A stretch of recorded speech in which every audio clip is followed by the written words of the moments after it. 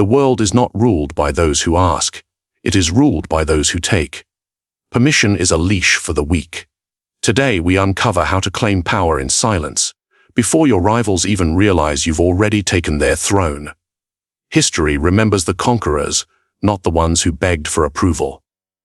Power, like a shadow, moves unseen, until it strikes. In this lesson, I will show you the art of silent acquisition, how to advance without declaring war, how to dominate without raising alarms, and how to bend the will of others before they even notice the chains around their neck. To rule, you must understand that strength is not in noise, but in quiet precision. Power does not always arrive with banners, drums, and trumpets. Often, it comes quietly. So quietly that by the time its presence is felt, resistance has already been crushed without a single blow. You must understand this. The brute who charges forward with force may win battles, but he loses wars of longevity. Force creates enemies. Stealth creates inevitability. History confirms it. Consider Octavian, the man later known as Augustus, the first emperor of Rome. He did not seize power by shouting his ambition to the Senate. He cloaked himself in modesty, portraying himself as a loyal servant of the Republic. Yet piece by piece, office by office, allegiance by allegiance, he gathered influence until Rome awoke one morning and realized he ruled absolutely. His enemies never saw the silent net closing around them, and when they finally did, it was far too late. Ask yourself, which is more dangerous? The wolf that howls at your gate, or the serpent coiled beneath your floorboards? The wolf invites defense, the serpent invites death. Stealth operates in two ways. First, by concealing your intentions. Second, by making your actions appear harmless until they are irreversible. The human mind is slow to detect gradual change. It resists sudden shocks, but it adapts to creeping shifts in power. Psychologists call this normalcy bias. People cling to the belief that tomorrow will look like today, even as you steadily reshape the world beneath their feet. Think of the colleague at your workplace who appears agreeable, compliant, even invisible. He does not compete openly for recognition, but he aligns himself with decision makers, takes on strategic tasks, and slowly positions himself where influence flows. By the time others notice, he is indispensable. And once you are indispensable, you are powerful. Notice how he never had to raise his voice. This is why force is a primitive weapon. Force can be resisted, anticipated, crushed. Stealth cannot. The shadow that moves in silence becomes a psychological prison for those who cannot track its steps. They fear what they cannot see. There is a reason generals teach deception before combat. Sun Tzu warned that the supreme art of war is to subdue the enemy without fighting. Why? Because when you fight, you gamble. But when you infiltrate, when you manipulate, when you acquire piece by piece, you remove the element of risk. Victory becomes certain before the battle even begins. Now reflect, how often do you reveal your intentions prematurely? How often do you let others read your desires before they are fulfilled? Every confession of ambition is an invitation for opposition. Every loud move is a warning shot to your rivals. To broadcast your plan is to weaken it. Stealth requires discipline. It requires that you disguise ambition as obedience, disguise strength as humility, disguise conquest as service. This is not hypocrisy. It is survival. The one who hides his fire survives long enough to unleash it. The one who flaunts his flame invites water to extinguish it. Look at the court intrigues of Renaissance Italy. The dukes who boasted of their power found themselves poisoned at feasts or betrayed by their own guards. The ones who lasted longest were those who smiled, bowed, and quietly removed obstacles until nothing remained between them and the throne. The facade of loyalty is often the sharpest blade. Even in personal relationships, the same law applies. The partner who dominates with overt control often faces rebellion. The one who influences subtly, shaping choices, steering moods, guiding decisions without detection, creates dependence rather than resistance. People fight chains they can see. They embrace chains disguised as comfort. So, I ask you again, why waste your energy on open force when subtlety can achieve more with less resistance? Power is not only in the strike, It is in the unseen hand that positions the strike long before it falls. And yet, stealth carries its own danger. Remain too quiet, and you risk being overlooked. Move too slowly, and others may outpace you. The art lies in balance, invisible until decisive, hidden until irreversible. The moment of revelation must be swift and undeniable, leaving no room for retaliation. Force is noisy. Stealth is patient. Force wins the day. Stealth wins the century. But remember, stealth is only the beginning. It is the silent step into the game. To hold what you have taken requires another principle, one far darker, one far more decisive. And that is what we uncover in the next lesson. Power is never granted. It is only taken. Every time you ask permission, you kneel. And the moment you kneel, you confess weakness. The powerful do not beg. They act. They move. They take. Consider this: why do rulers despise those who request what should be seized? Because the very act of asking reveals dependence. It tells the world you cannot stand without another's blessing, and once your rivals know you need their approval, you are no longer a threat. You are a servant. Look to history. When Julius Caesar crossed the Rubicon, he did not send letters to the Senate seeking approval. He marched with his legions. He declared his intent not with words, but with action. In that instant, the balance of Rome shifted forever. Had he waited for permission, he would have been disarmed, destroyed, forgotten. By refusing to ask, he transformed himself from a general into destiny itself. Ask yourself in your own life, where have you bowed when you should have acted? At work, do you request authority to make decisions that could elevate you? At home, do you wait for validation before pursuing what you desire? Every request places your fate in another's hands. And those who control your fate control you. Psychology confirms this truth. Studies show that those who position themselves as decision makers, even in small choices, are perceived as leaders. Meanwhile, those who ask, "Is this all right? May I proceed?" train the minds of others to see them as followers. Humans instinctively respect initiative. They instinctively distrust hesitation. Think of the colleague who acts without waiting for approval. He takes the initiative, assumes authority, and when questioned, frames his boldness as confidence. People admire him, even if reluctantly. Now compare him to the one who constantly seeks reassurance. He becomes background noise, safe, predictable, powerless. Do you see the difference? Permission is a leash. Once you wear it, those who hold the other end decide your distance, your speed, your reach. And the cruelest part, they will tighten the leash not because they must, but because they can.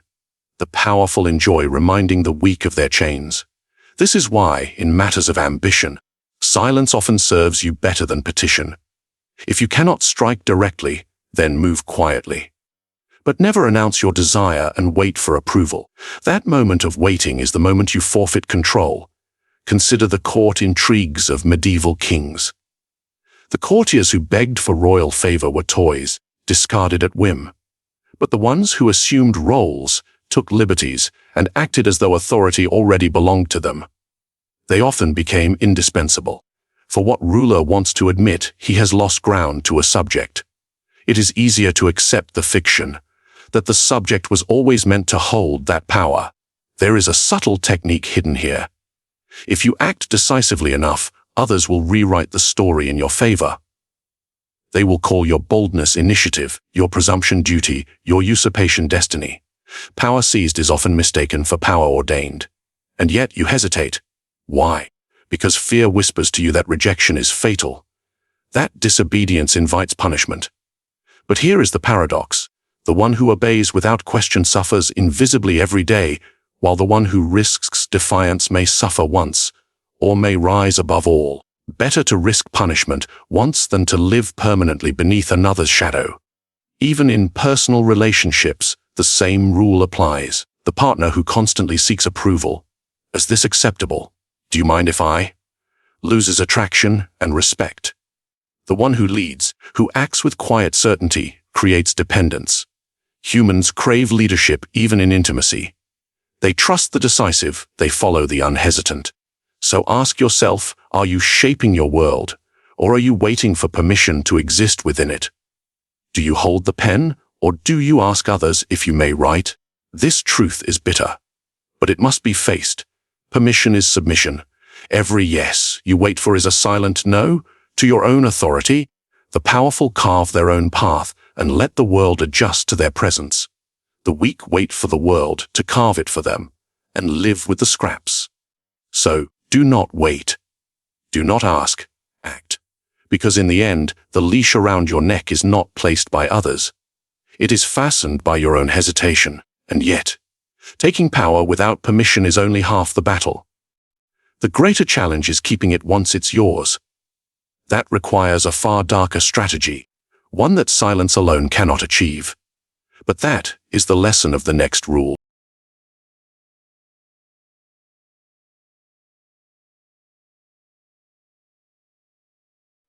Silence is not emptiness. It is a weapon sharper than any blade. When you speak, you reveal. When you remain silent, you conceal. And concealment is power. The tongue betrays intentions.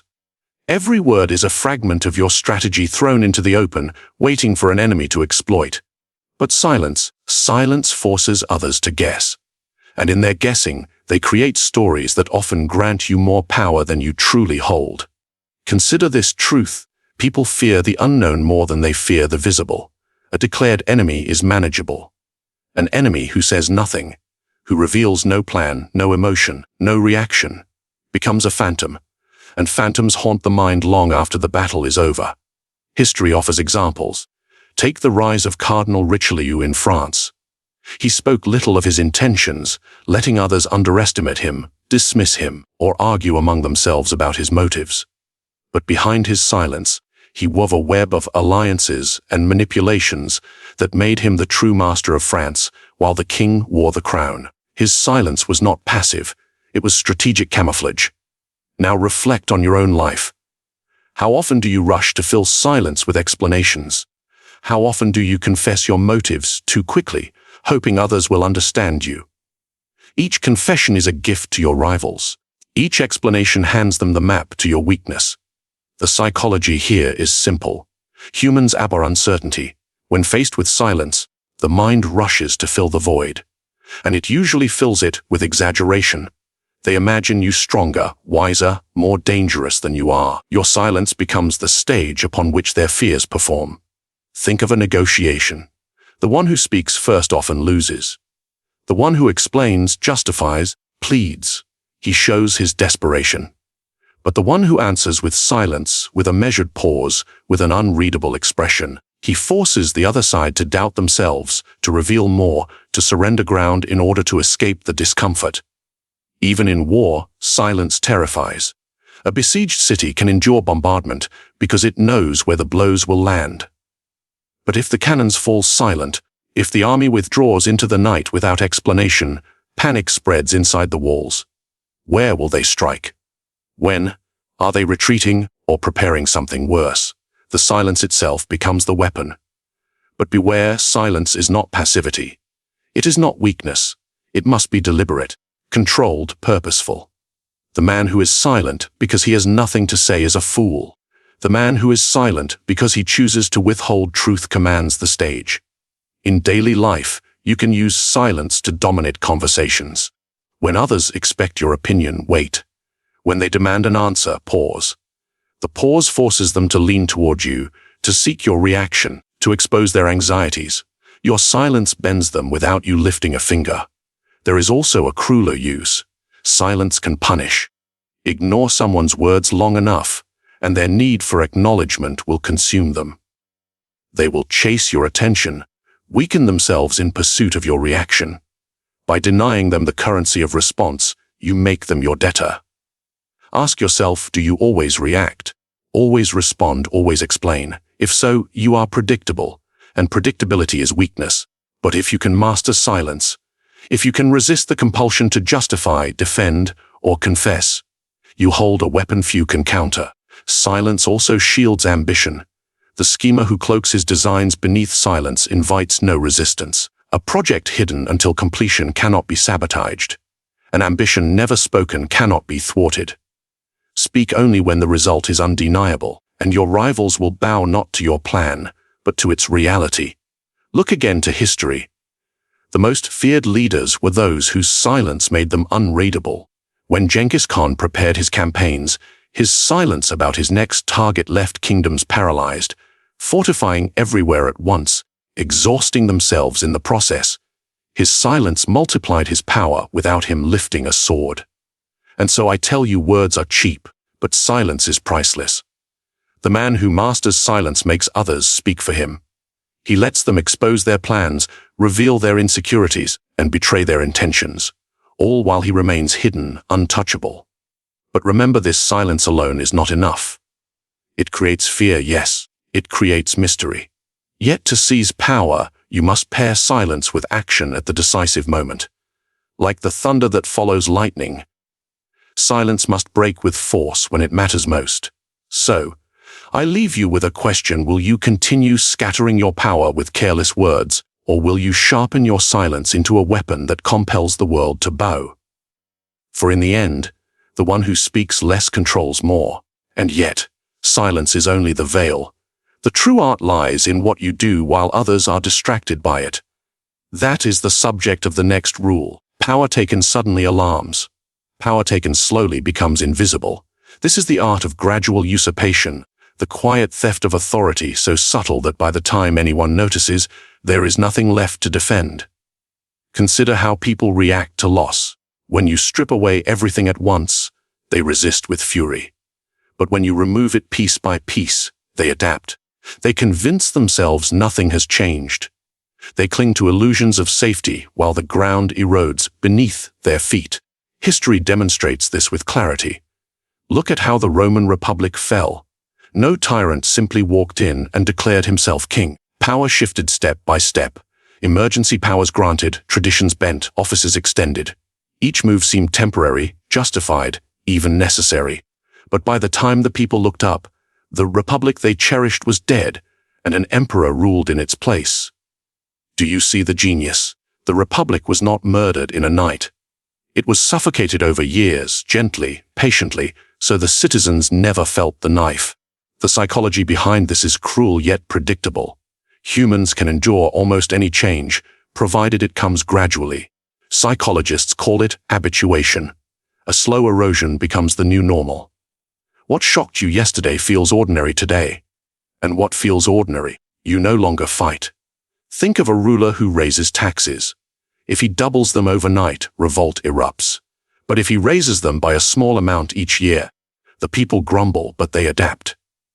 After a decade, they pay far more than they ever would have tolerated in a single blow.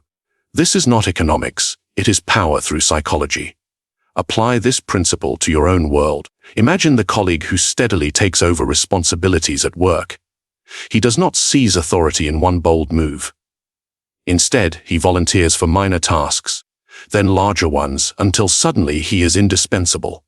The manager who once held control realizes too late that all influence has slipped away. The usurpation was bloodless, invisible, complete. Why is gradual usurpation so effective?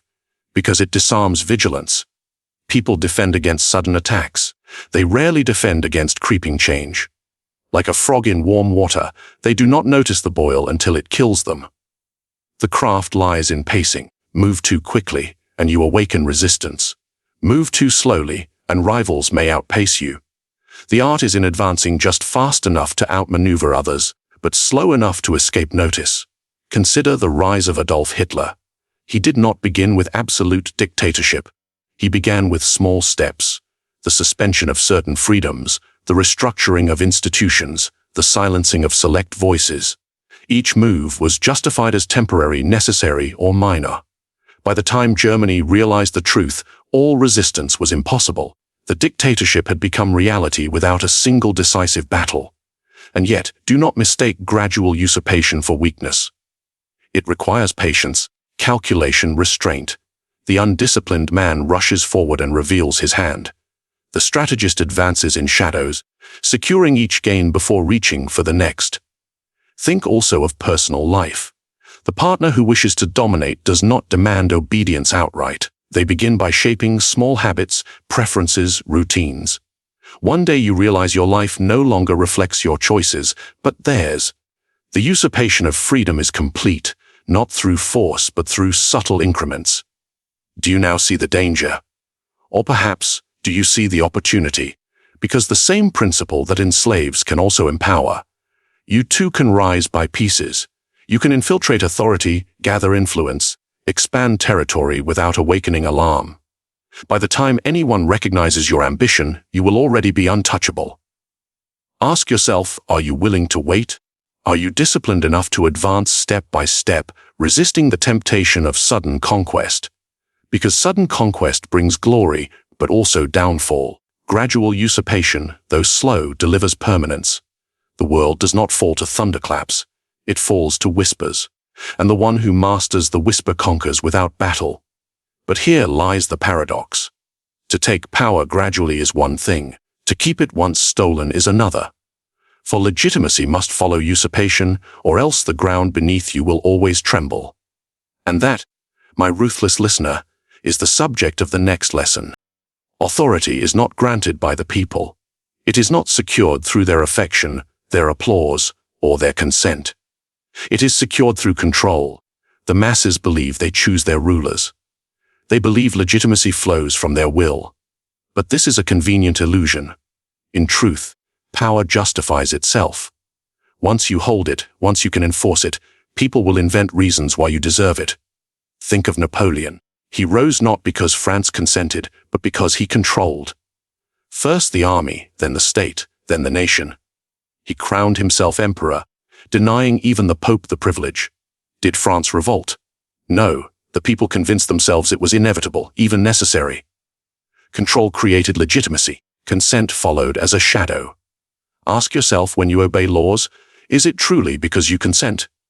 Or is it because disobedience brings punishment? Do you stop at a red light because you believe in traffic codes, or because you fear the consequence of defiance? Legitimacy is nothing more than control wrapped in ritual. This principle operates everywhere, in kingdoms, in corporations, in families. The one who controls resources, information, or opportunity is accepted as legitimate, even if no one originally invited them to power. Psychology calls this rationalization. Humans cannot endure the thought of being powerless. So when confronted with control, they invent justifications. He deserves this. She is meant to lead. This is the natural order. In reality, they are only soothing themselves. History provides endless proof. When Henry Vassalo seized the English throne after defeating Richard III, he was not the rightful heir by traditional standards. Yet he controlled the crown, the armies, the courts. Legitimacy followed. No one cared about genealogies once his grip was secure. The power itself created the narrative of his right to rule. The same occurs in your daily life. Imagine a manager who takes charge of decisions without waiting for committee approval. At first, colleagues may whisper, "Who gave him the authority?" But when his decisions stand, when others begin to follow, when results accumulate, those whispers fade. His control has written legitimacy into existence. By the time anyone questions it, the answer is irrelevant. This is why seeking consent before you act is dangerous. Consent places your authority in the hands of others. Control places it in your own. Once you seize and hold, people adapt. They stop asking whether you deserve power. They only ask how to survive beneath it. Consider the psychology of relationships. The partner who takes the lead, who sets the pace, who frames the choices, soon becomes the decision maker. Not because there was a vote, but because control established a reality, and once reality hardens, legitimacy crystallizes around it. This principle explains why revolutions succeed only when power is seized completely. Partial revolutions collapse. They wait for consent. They ask for recognition, and in asking, they surrender. But the revolutions that take total control, abolishing the old order, silencing opposition, rewriting the law, become unshakable. Not because they are loved, but because their control is absolute. Ask yourself, do you chase approval before you act? Do you wait for others to validate your ambition? If so, you will remain their subject forever. But if you seize control, if you dictate reality rather than ask for it, legitimacy will grow around you like ivy around stone. Of course, control is not permanent. It must be maintained. Once lost, legitimacy collapses. People quickly abandon rulers, leaders, even lovers, when they sense weakness. Control is the soil. Without it, legitimacy withers. So the lesson is clear: do not beg for legitimacy. Do not wait for the people, the council, or the crowd. Seize control, and legitimacy will follow. History will call you rightful. The masses will call you necessary, and those who once doubted you will pretend they believed in you all along. But this truth hides a darker problem. Control can secure legitimacy, yes, but control also breeds envy, hatred, and fear. To rule long, one must learn how to cloak domination so it feels like destiny, not oppression. And that is where the true art of power begins. Power thrives where perception fails. To control people without their knowledge is not sorcery. It is patience, silence, and precision. You do not fight their will. You shape it. You do not demand obedience. You create the illusion that obedience was their choice all along. The masses look outward for rulers. The strategist rules from within their minds. Control disguised as consent is the highest form of domination. Ask yourself, why shout commands when whispers can move armies? Why reveal chains when you can make them invisible? Those who understand this principle never need permission. They never need loyalty. They only need control. And so, if you grasp the darkness of this lesson, then step deeper. Leave your thoughts in the comments below. Speak your mind, or remain silent and learn. Subscribe if you would arm yourself with more strategies of power. Share this with those who believe freedom exists. For the greatest trick of power is convincing the world it was their idea.